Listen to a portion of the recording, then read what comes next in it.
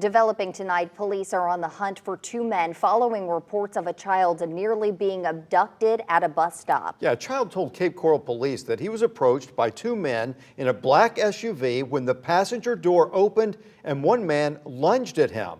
Wing News reporter Haley Zarconi joins us now live from the bus stop in Cape Coral tonight. Haley, do we have a description of who to be on the lookout for? We know that they were in a black Suburban, that the Suburban may have front end damage, and inside that SUV were two men said to be in their 30s, one wearing a graphic t-shirt and the other in a puffy jacket. And we've talked to neighbors on this street tonight who are looking back at their security footage to see if they've caught this instance on their cameras.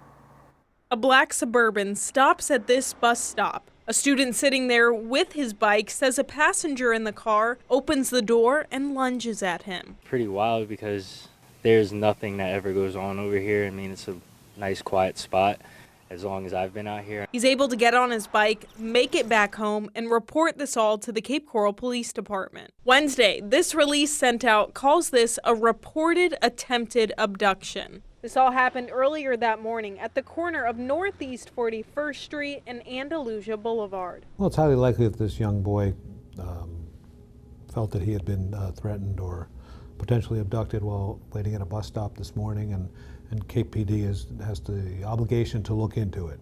I sat down with Wink News security analyst Richard Kolko. The numbers show the odds of being abducted by someone you don't know are small, but it's not impossible.